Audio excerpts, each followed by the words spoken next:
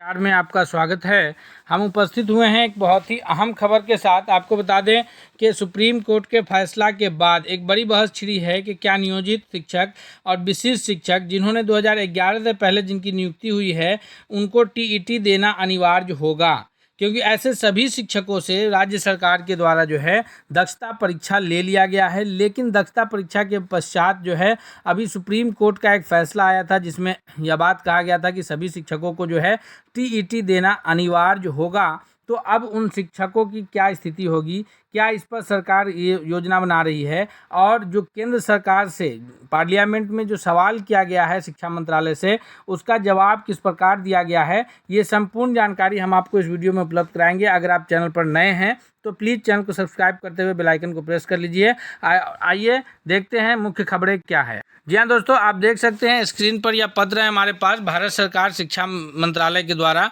जो है स्कूल शिक्षा और साक्षरता विभाग की तरफ से लोकसभा में यह प्रश्न किया गया है। अंतार्किक जो प्रश्न की संख्या है वो भी दिखा रहा है। उत्तर की तिथि 20/7/2026 है।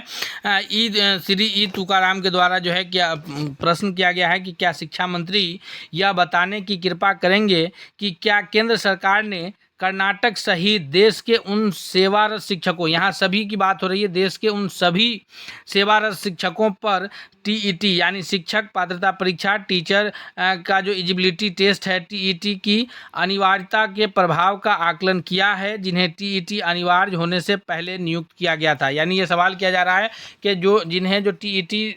लागू होने से पहले नियुक्त किया गया है, बिहार में ऐसे शिक्षक जो है 2007 और 2010 में जो नियुक्त शिक्षक है वो टीईटी लागू होने से पूर्व में के नियुक्त शिक्षक है, उनके बारे में पूछा जा रहा है। तो आगे कह रहा है कि यदि हाँ तो कर्नाटक सहित देश के ऐसे शिक्षकों की राज्य और संघ राज्य क्षेत्र में संख्या कितनी है, ये पता करना है। उसके आगे सवाल किया गया है कि क्या केंद्र सरकार टीईटी अनिवार्य लागू होने से पहले नियुक्त शिक्षकों को उचित राहत प्रदान करने के लिए बच्चों के निःशुल्क एवं अनिवार्य शिक्षा का अधिकार अधिनियम आरटीई 2009 की धारा 23 में संशोधन करने का प्रस्ताव करती है। यदि हाँ तो इसका विवरण क्या है, और यह सुनिश्चित करने की टीईटी परीक्षाएं नियमित रूप से आयोजित की जाती है, निर्धारित समय से पहले ऐसे शिक्षकों को टीईटी उत्तीर्ण करने में मदद करने के लिए केंद्र सरकार द्वारा क्या कदम उठाए गए हैं या उठाए जाने का प्रस्ताव है, तथा कोई अंतरिम राहत विचाराधीन है, और यदि हाँ तो इसका विवरण क्या है। ये सारे प्रश्न पूछे गए हैं केंद्र सरकार से। जो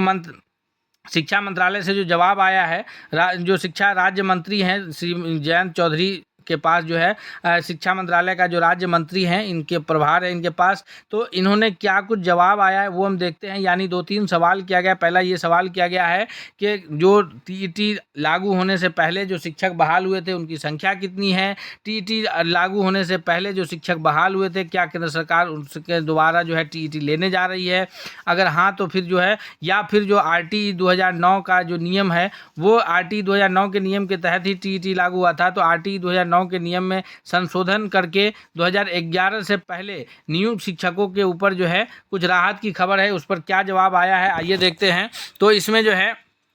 क से अंग तक का जो जवाब है कि शिक्षा संविधान की संवर्ती सूची का विषय है। ये हम सभी जानते हैं कि शिक्षा को जो है भारतीय संविधान में संवर्ती सूची में रखा गया है। यानी राज्य सरकार और केंद्र सरकार दोनों के पास यह अधिकार है कि वो शिक्षा के मामले में नियम बना सके, लेकिन अगर टकराहट की स्थिति होती है तो वहाँ केंद्र सरकार के द्वारा बनाया गया कानून लागू होता है। ये हम सभी जानते हैं। आगे कह रहा है कि शिक्षा जो है वो संवर्ती सूची का विषय है तथा शिक्षकों की भर्ती, उनको सेवा शर्तें और उनकी तैनाती संबंधी राज्य सरकार और संघ राज्य क्षेत्र प्रशासन के प्रशासनिक अधिकार क्षेत्र के अंतर्गत आती है।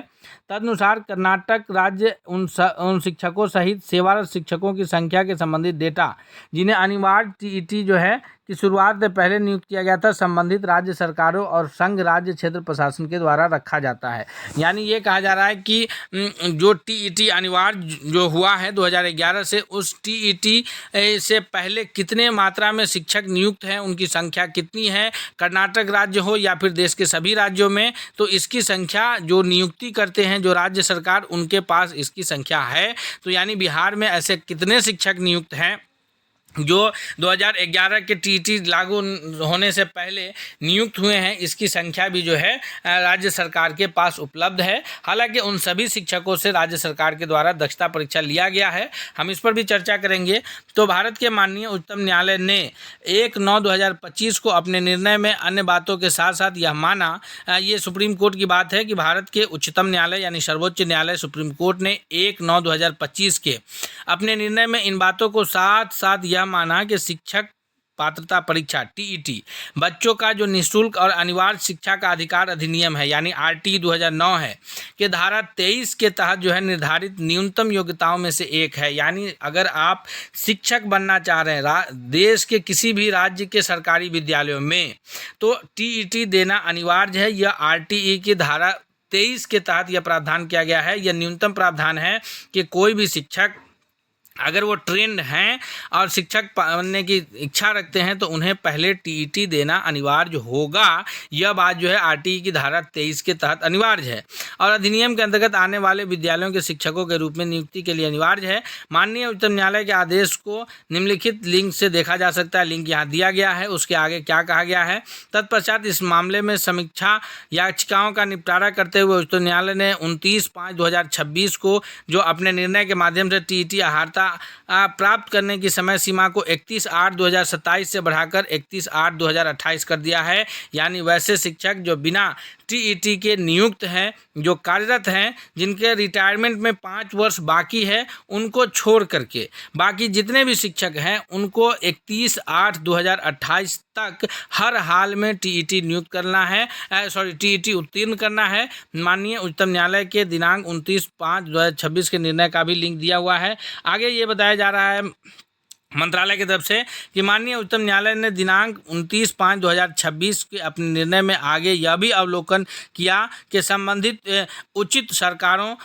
प्राधिकारों को समय समय पर अधिमानतः वर्ष में 2 बार क्रमिक परीक्षाओं में लगभग 6 महीने के अंतराल पर 7 शिक्षक पात्रता परीक्षा आयोजित करने का प्रयास करना चाहिए ताकि पात्र शिक्षकों की निर्धारित न्यूनतम अर्हता का पालन करने का अवसर मिल सके। तो ये बात का जवाब आया है, लेकिन इसमें इस बात का कहीं उल्लेख नहीं किया गया है कि वैसे शिक्षकों का क्या होगा जिनकी नियुक्ति राज्य सरकार के द्वारा किया गया था शिक्षक पात्रता परीक्षा आयोजित होने से पहले। लेकिन जब शिक्षक पात्रता परीक्षा अनिवार्य रूप से लागू कर दिया गया आरटीई के धारा 23 के तहत, तो उसके बाद राज्य सरकार ने उनसे पुनः शिक्षक पात्रता परीक्षा के प्रारूप पर ही जिस प्रकार से शिक्षक पात्रता परीक्षा का आयोजन होता है, जो उसका सिलेबस है, ठीक उसी सिलेबस के अकॉर्डिंग उनसे दक्षता परीक्षा अनिवार्य रूप से ले लिया गया। जो दक्षता परीक्षा अनिवार्य यानी दक्षता परीक्षा उत्तीर्ण हो गए शिक्षक, क्या अब उन शिक्षकों को उस दक्षता परीक्षा को जो है टीईटी के इक्विवेलेंट माना जाएगा, या अगर इस प्रकार की कोई कानूनी दावपेच आती है तो राज्य सरकार उसे जो है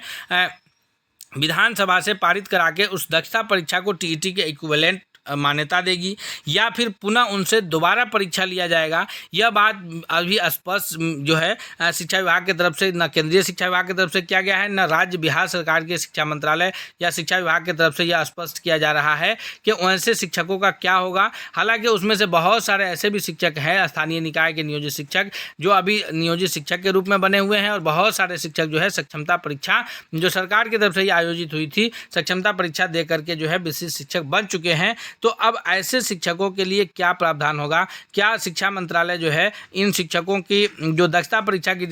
डिग्री है उसको जो है टीईटी के इक्विवेलेंट मानेगी या नहीं मानेगी, या फिर अगर टीईटी के इक्विवेलेंट नहीं मानेगी तो पुनः इनसे परीक्षा लिया जाएगा, या फिर चूंकि उनमें बहुत सारे शिक्षकों की पोस्टिंग अलग अलग हो गई, या बहुत सारे शिक्षक विशिष्ट शिक्षक हो गए, स्थानीय निकाय के शिक्षक नहीं रहे हैं, बहुत सारे शिक्षक जो हेड टीचर बन चुके हैं, यानी वो